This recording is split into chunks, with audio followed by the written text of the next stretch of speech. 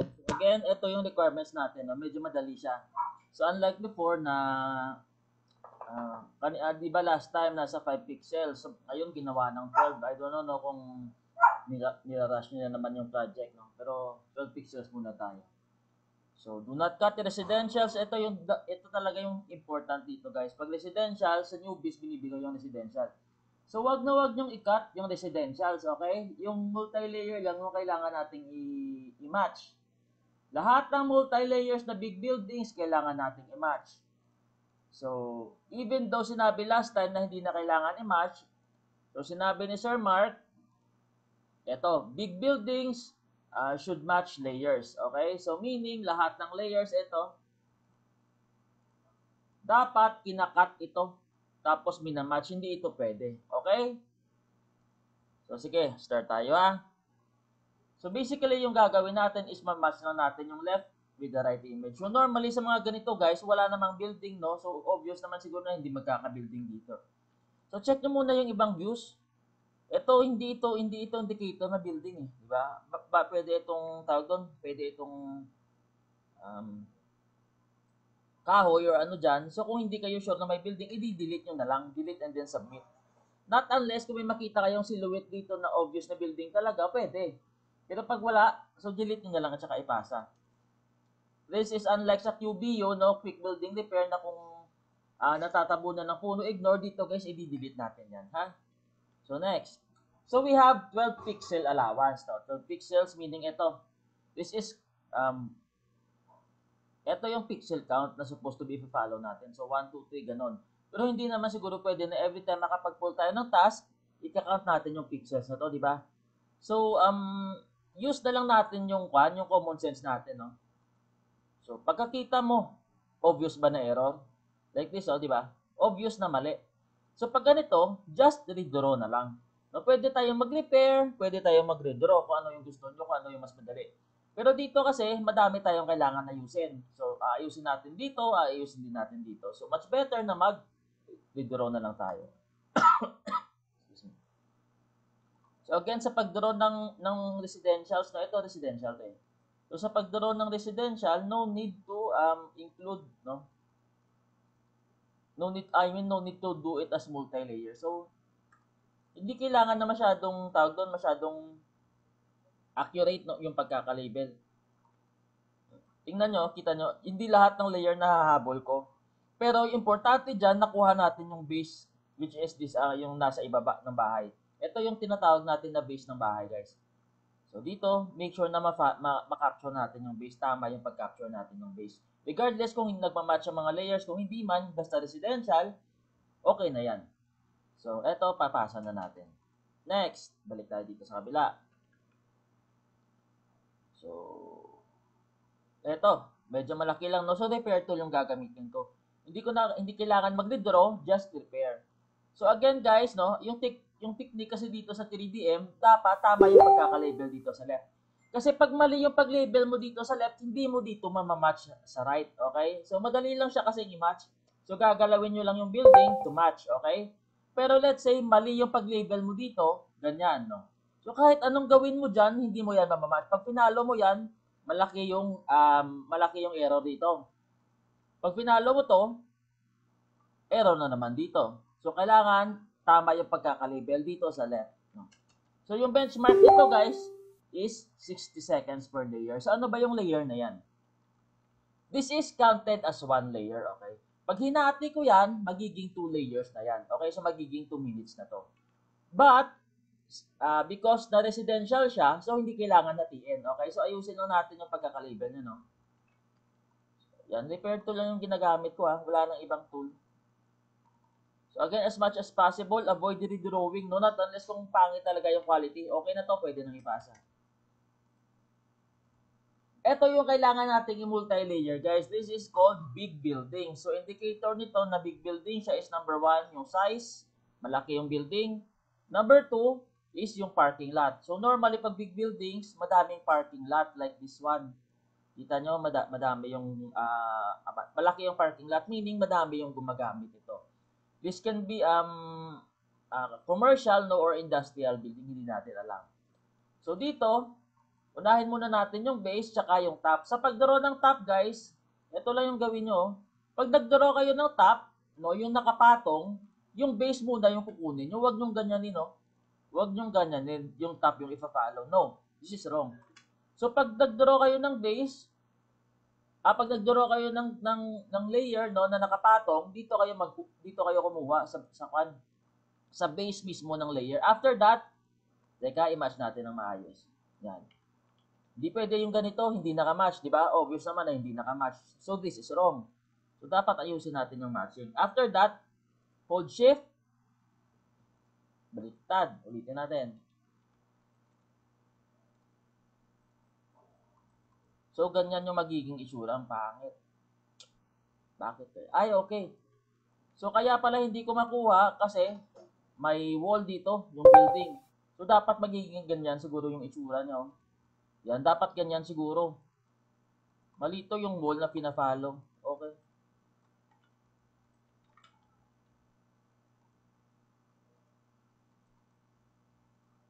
Yan. So, hold shift, adjust. Ay, sorry. Click. Yan, pwede na to. And then you group, and then just submit. Ito, may kwan kasi, may tawag doon, may wall kasi dito. So, pag kinapture natin yung wall, pwede naman, pero yun nga, hindi natin makukuha yung proper na height, no? Ano? Pwede na siguro to, group na lang, tsaka ipasa. So, check natin.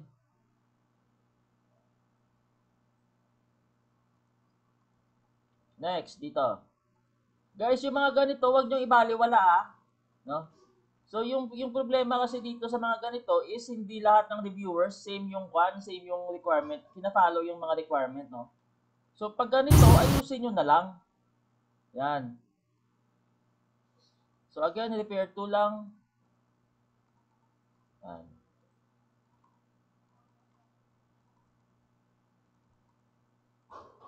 So, kung mga ganito, siguro medyo malulugi kayo kasi malaki, no? Malaki yung building, tapos medyo madami yung gagawin.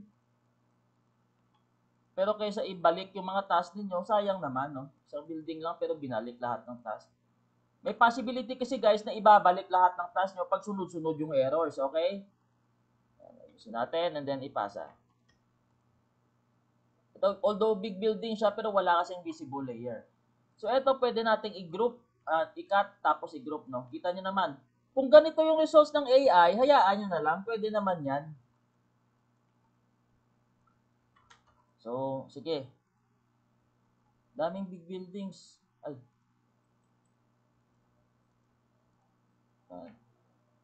So, again, for example, naka-pull kayo ng task, no? Ano ba yung dapat ang proper na procedure, no? For example, ganun. Guys, also be sure na yung target building lang yung gagalawin nyo. Yung iba nagnanakaw. For example, ito yung target building. Nanakawin nyo to. No, hindi ito pwede. Kung ano yung target building, no, ganun lang yung gawin. Let's say, ganyan yung target building, yung mali yung pagkakadraw. So, i-draw natin, ha. So, yung tamang procedure is, i-draw muna natin. Yan. Ayusin natin yung pagkakadraw. Hanggang dito. After that, match. Okay? So, yung matching, drag lang naman yan, no? Drag yung mouse. Wala na kayong ipipil. Dito lang, tapos i-drag yung mouse. After that, don't forget to, guys, bakit ng mic. After that, huwag nyo kalimutan na i-drag yung sidewall. So, ano yung sidewall na yan? Hold control, and then drag. Ganun lang. So, yung sidewall nito, guys, hindi pwedeng sobrang haba. Okay? Hindi ito pwede. Hindi din pwedeng sobrang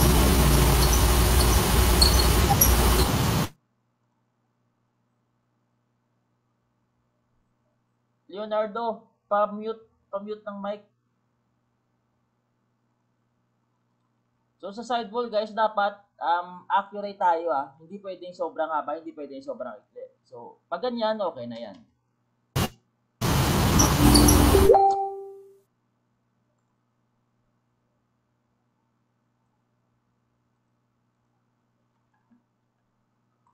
So, eto, big building.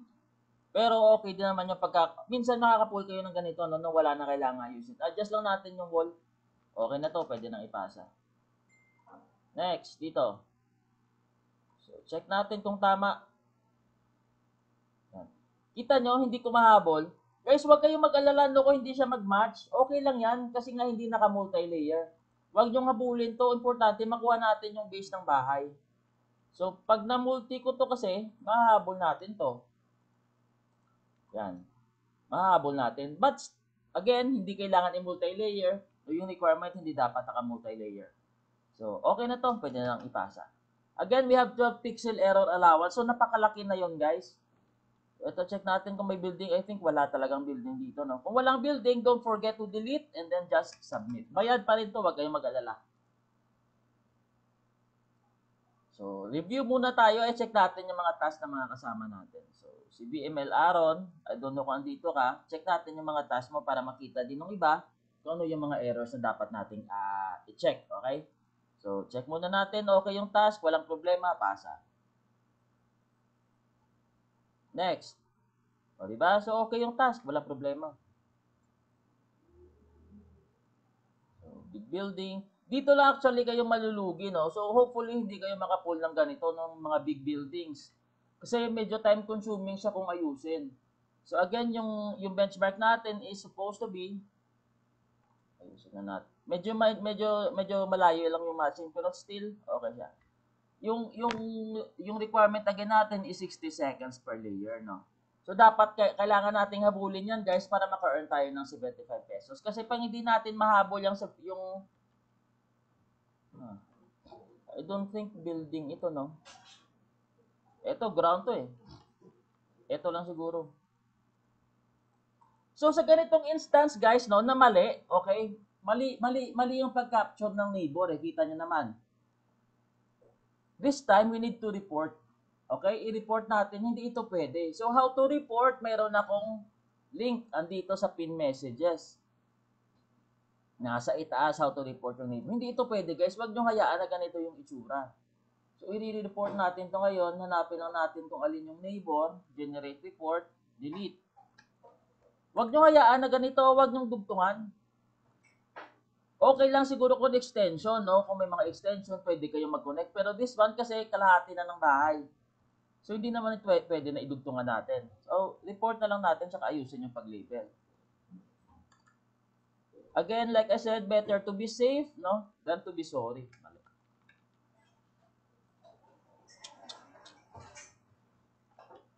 Wow. So, pag ganito, no, ayaw kumagat ng tools. Ay, yun, okay na. Wall. Pag okay na, pwede na natin siyang ipasa. Huwag nyo hayaan na ganun yung itsura ng building, guys. You need kung kailangan i-report, then just report. And for example, nakapull kayo ng ganito, may blue. Blue na, no? So, tama naman yung pagkaka-label ni neighbor. So, just submit. Huwag nung i-report yung ganito, no? As long na tama yung pagkaka-label niya, pwede na natin siyang ipasa. So, balik tayo dito sa ibang task na naman. So, check natin kung tama. So, although natatabunan, no? Wala tayong magandang view. I think this is okay na, no? Pasa na lang natin. Next. Ito din isang issue, no? May na mas pushback sa atin sa ka-team natin because of this issue. Hindi naka-snap ng maayos, okay? Ano yung snap na 'yan? Ito. Kita niyo yung itsura ng building. No. Kita niyo yung itsura ng building. Dapat nakadikit. Ito, nakadikit siya. Pag press niyo ng L, no? L as in log, dapat walang gap na mangyayari dyan. Hindi ito pwede na may gap. So guys, very meticulous yung mga reviewers natin. Hindi ito pwede, hindi ito makakapasa. So ito yung tinatawag natin na snapping issue. No, snapping. Dapat nakasnap ito sa neighbor. So how to fix this? So pag nagdraw kayo, H, dito na lang kayo mag-connect sa neighbor. No? Again, H tool yung gagamitin natin. For multi-layers kasi ito. H, hanggang sa kabila, H ulit. Wait nyo lang na lumabas yung green line na to. After that, yan. Pwede na to. Okay? So, pag L nyo ulit, wala nang gap. Kita nyo, wala na siyang gap. Iwasan natin na magkaroon ng gap, especially pag magkadikit-dikit yung mga buildings, mga houses like this one. Hindi ito pwede. So, kickback, nagkaroon ng kickback. Saan kaya? Ito. Yun, wala. Nagkaroon ng gap. Wait lang ha. So, let's say may gap dito. Yung diskarte dito guys, sa pag-fix ng gap, no? I-cut nyo lang yung part na to. Cut lang kayo ng maliit na part. Tapos H. Hanggang dito, sa kabila, sa kabilang bahay. And then just merge. Okay? Ayaw. Ulit.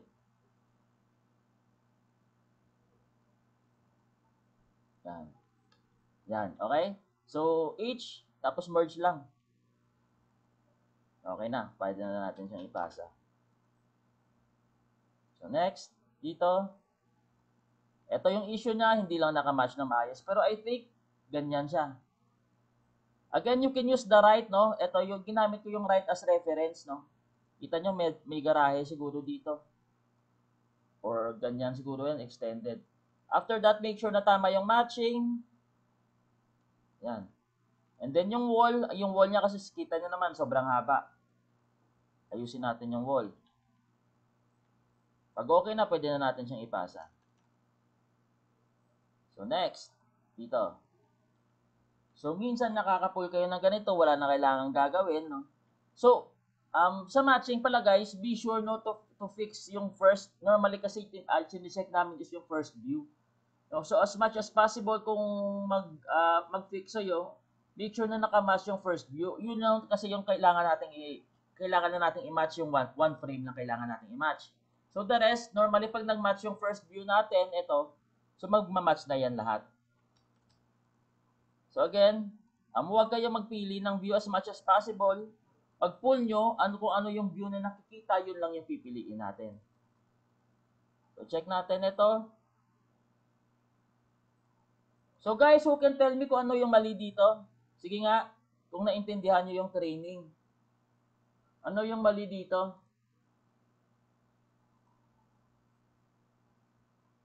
Anyone?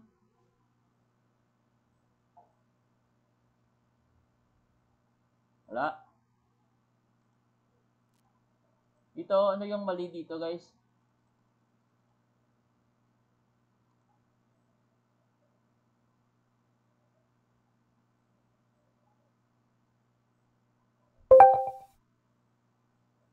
Very good. Mali yung pagkakalabel. So yung iba kasi dinidisregard to, no? Huwag kayo mag-rely, no, sa results ng AI. So hindi kasi porket nilabel ni AI is tama na.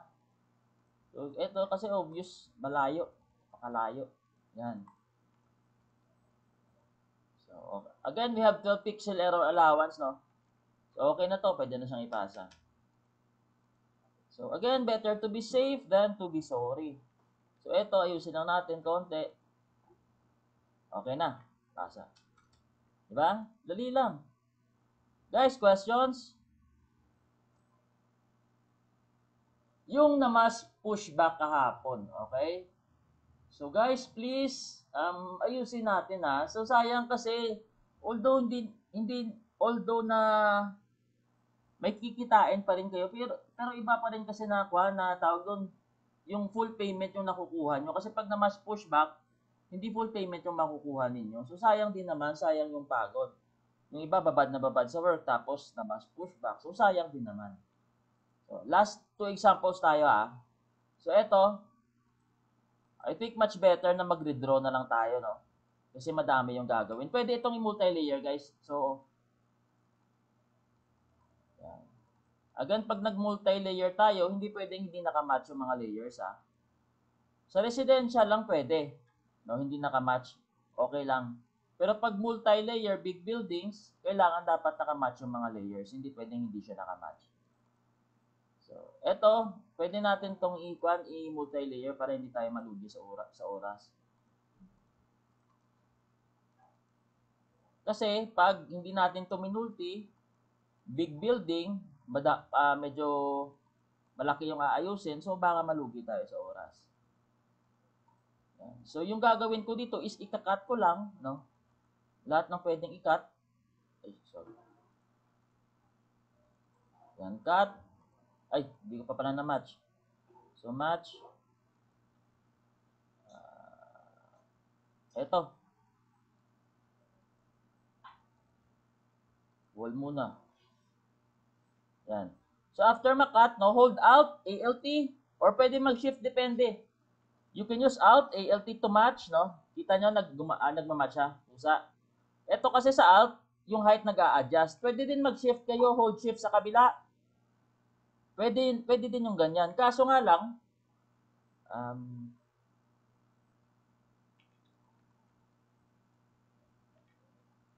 mas prefer ko gamitin yung alt, no? Yung shift kasi maganda lang pag nakapatong. Pero depende sa inyo guys, pwede kayo mag-shift, oh. Pwede din naman, walang problema. Pero ika-cut pa rin natin to. So, yan. And then, adjust. Pwede din. Kayo bahala. Or pwede din mag-alt. After nyo makat dito, alt, ALT, adjust. Whichever suits, no? Yung work style niyo, kayo bahala. As long na maayos yung task. So, dito, naging 4 layers na siya. So, 1, 2, 3, 4, naging 4 layers na. So, 4 minutes na to. And lastly, do not forget to group. So, nakabawi na ako sa oras, pwede na siyang ipasa. Ito yung kagandahan ng big building, guys, no?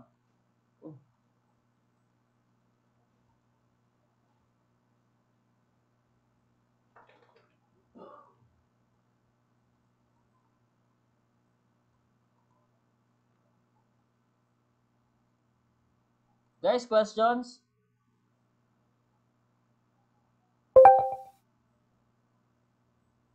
Okay. So, ito guys yung sa mga nagkakaroon ng error, no? Ito. So, just download our new software.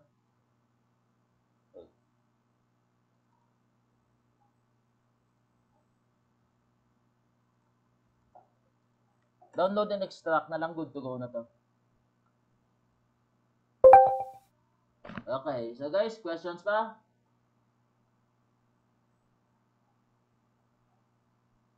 Good na? So, if none, wala nang questions, then you can start working na again.